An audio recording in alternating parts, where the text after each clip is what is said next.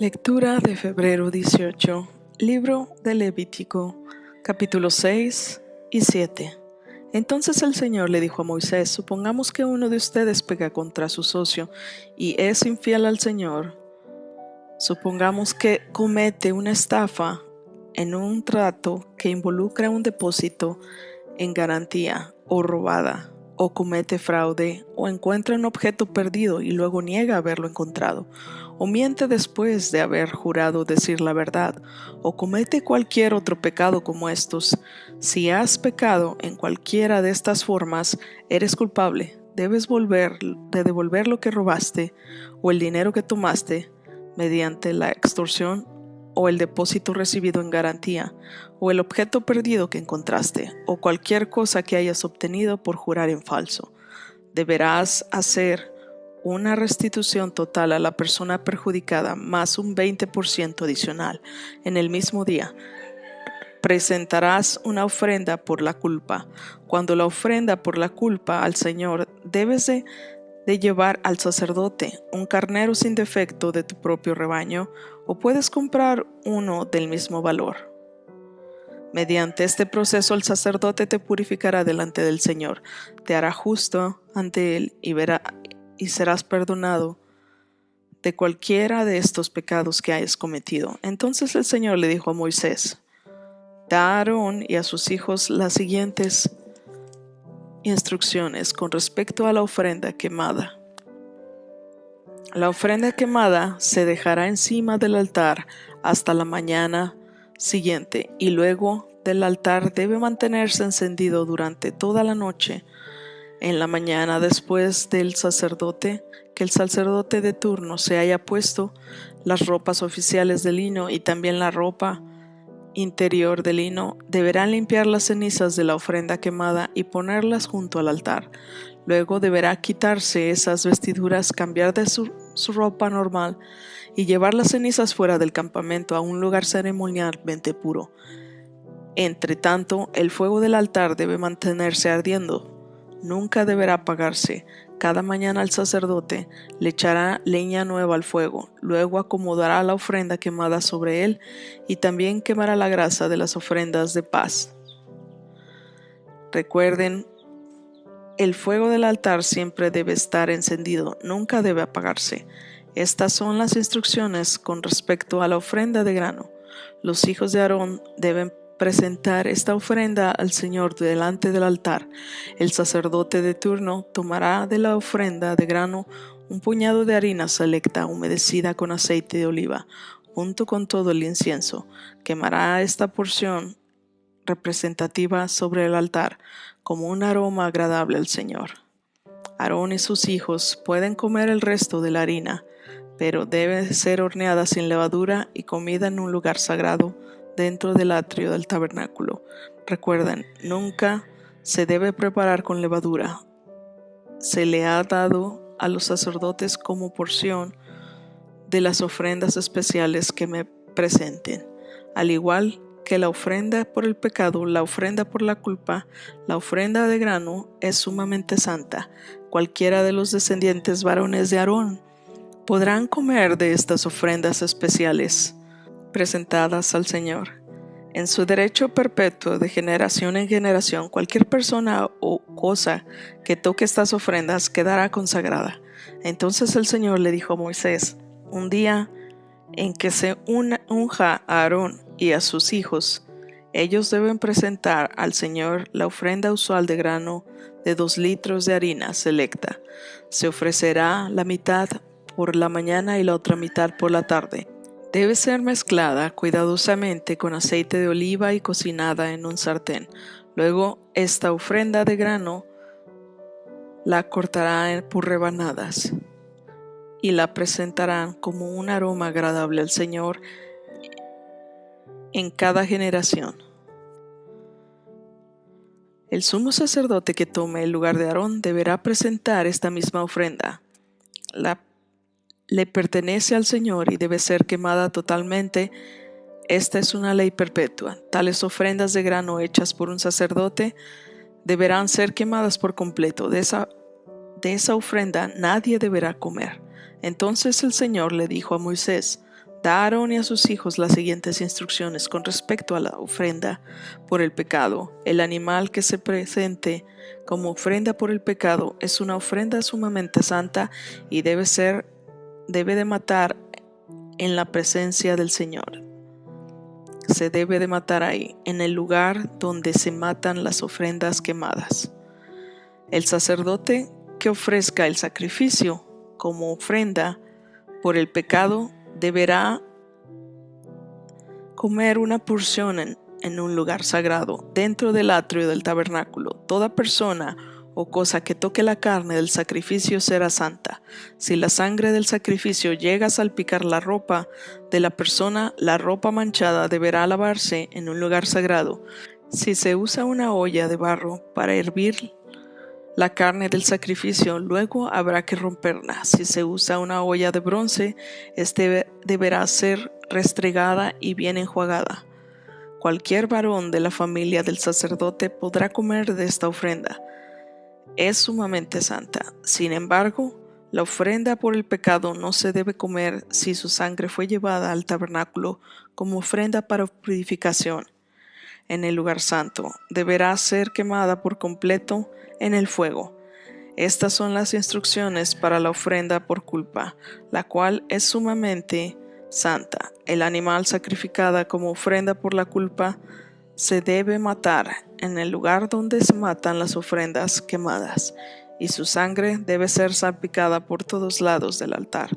Después el sacerdote ofrecerá toda la grasa sobre el altar, que incluye la grasa de la cola gorda, la grasa que rodea las vísceras, los 2 riñones junto con la grasa que rodea cerca de los lomos, así como el lóbulo largo del hígado. Todo esto hay que quitarlo junto con los riñones, y los sacerdotes lo quemarán sobre el altar como una ofrenda especial presentada al Señor. Esta es la ofrenda por la culpa. Cualquier varón de la familia del sacerdote podrá comer la carne. Debe comerla en un lugar sagrado, porque es sumamente santa. Las mismas instrucciones se aplican tanto para la ofrenda por la culpa como para la ofrenda por el pecado. Ambas le pertenecen al sacerdote que las usa para purificar a alguien, haciendo así que la persona sea justa ante el Señor. En ese caso de la ofrenda quemada, el sacerdote podrá quedarse con la piel del animal sacrificado. Toda ofrenda de grano que haya sido cocida al horno, preparada en una cacerola o en un sartén, le pertenecen al sacerdote que la presenta. Todas las demás ofrendas de grano, ya sean de harina seca o harina húmeda con aceite de oliva, se repartirán equitativamente entre todos los sacerdotes, los descendientes de Aarón. Estas son las instrucciones con respecto a las distintas clases de ofrendas de paz que se pueden presentar al Señor. Si presentas una ofrenda de paz como una expresión de acción de gracias, el animal sacrificado acostumbrado debe ser acompañado de varias clases de pan preparado sin levadura, panes planos mezclados con aceite de oliva, obleas untadas con aceite y panes de harina selecta mezclados con aceite de oliva. Esta ofrenda de paz por acción de gracias también debe ser acompañada de panes hechos con levadura. Un pan de cada clase deberá presentarse como ofrenda al Señor. Estos panes pertenecen al sacerdote que salpica la sangre de la ofrenda de paz contra el altar. La carne de la ofrenda de paz por acción de gracias deberá comerse en el mismo día que se ofrece. No se permitirá guardar ninguna parte para la mañana siguiente. Si llevas una ofrenda para cumplir un voto o como una ofrenda voluntaria, la carne debe comerse en el mismo día. No se ofrece el sacrificio, pero lo que quede podrá comerse al día siguiente. Toda la carne que quede hasta el tercer día deberá quemarse por completo. Si el tercer día se come algo de la carne de la ofrenda de paz, la persona que la presentó no será aceptada por el Señor. No recibirás ningún mérito por haberla presentado, pues para entonces la carne estará contaminada. Si la comes, serás castigado por tu pecado. No se permite comer carne que toque cualquier cosa ceremonialmente impura. Debe quemarse por completo. Se permite comer el resto de la carne, pero solo por los que queden ceremonialmente puros. Si queda ceremonialmente impuro y comes carne de la ofrenda de la paz que se presentó al Señor, serás excluido de la comunidad. Si tocas cualquier cosa que sea impura, ya sea contaminación humana o un animal impuro o cualquier otra cosa impura y detestable, y luego la comes carne de una ofrenda de paz presentada al Señor, serás excluido de la comunidad. Después el Señor le dijo a Moisés: da las siguientes instrucciones al pueblo de Israel. Nunca deberás comer grasa, ya sea de ganado, de oveja o de cabra. Nunca deberás comer la grasa de un animal encontrado muerto o despedazado por animales salvajes, aunque puede usarse para cualquier otro propósito. Cualquiera que coma la grasa de un animal presentado como ofrenda especial al Señor será excluido de la comunidad. Donde sea que vivas, nunca deberás consumir la sangre de ningún ave o animal. Todo lo que consuma sangre, todos aquellos serán excluidos de la comunidad. Libro de Marcos, capítulo 3, versículos del 7 al 30. Jesús fue al lago con sus discípulos y una gran multitud lo siguió. La gente llegaba de toda Galilea, Judea, Jerusalén, Idumea, del oriente del río Jordán y de lugares tan al norte como Tiro y Sidón. Las noticias sobre sus milagros corrían por todas partes y una enorme cantidad de personas llegó para verlo. Jesús encargó a sus discípulos que prepararan una barca para que la multitud no lo apretujara. Ese día sanó a tanta gente que todos los enfermos se empujaban hacia adelante para poder tocarlo, y cuando los que estaban poseídos por espíritus malignos lo veían, los espíritus los arrojaban al suelo frente a él y gritaban: «Tú eres hijo de Dios». Pero Jesús ordenó severamente a los espíritus que no revelaran quién era él. Tiempo después Jesús subió a un monte y llamó a los que quería que lo acompañaran. Todos ellos se acercaron a él. Luego nombró a 12 de ellos y los llamó sus apóstoles.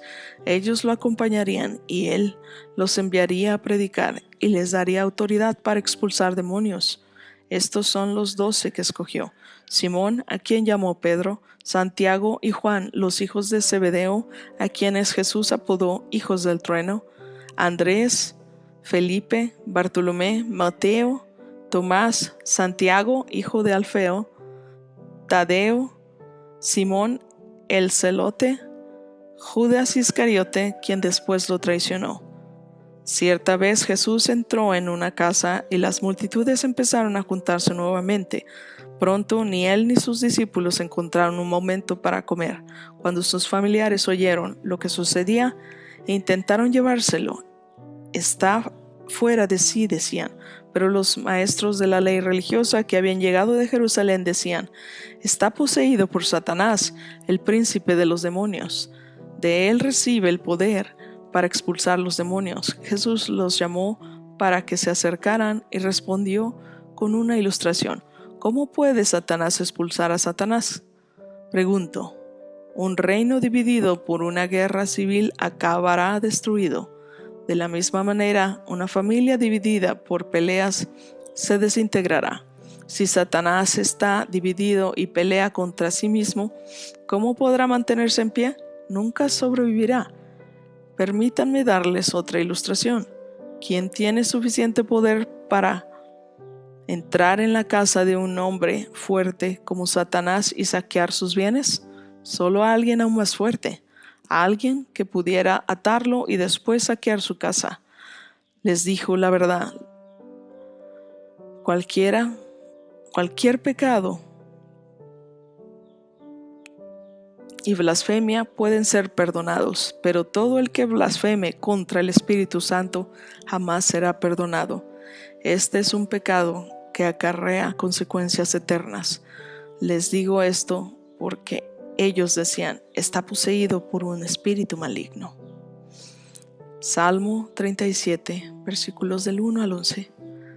No te inquietes a causa de los malvados, ni tengas envidia de los que hacen lo malo, pues como la hierba pronto se desvanecen, como las flores de primavera pronto se marchitan. Confía en el Señor y haz el bien, entonces vivirás seguro en la tierra y prosperarás. Deleítate en el Señor y Él te concederá los deseos de tu corazón. Entrega al Señor todo lo que haces, confía en Él y Él te ayudará. Él hará resplandecer tu inocencia como el amanecer, y la justicia de tu causa brillará como el sol de mediodía. Quédate quieto en la presencia del Señor y espera con paciencia a que Él actúe. No te inquietes por la gente mala que prospera, ni te preocupes por sus perversas maquinaciones. Ya no sigas enojado, deja a un lado tu ira. No pierdas los estribos, que eso únicamente causa daño, pues los perversos serán destruidos, pero los que confían en el Señor poseerán la tierra. Pronto los perversos desaparecerán, por más que los busques, no los encontrarás. Los humildes poseerán la tierra y vivirán en paz y prosperidad. Libro de Proverbios, capítulo 10, versículos 3 y 4. El Señor no dejará que el justo pase hambre, pero se niega a satisfacer los antojos del perverso. Los perversos pronto se empobrecen, los que se esfuerzan en su trabajo se hacen ricos. Gracias por escucharnos el día de hoy en esta lectura. Suscríbete para recibir notificaciones y compártenos para llegar a otros lugares más lejos. Ten un lindo día. Que Dios te bendiga.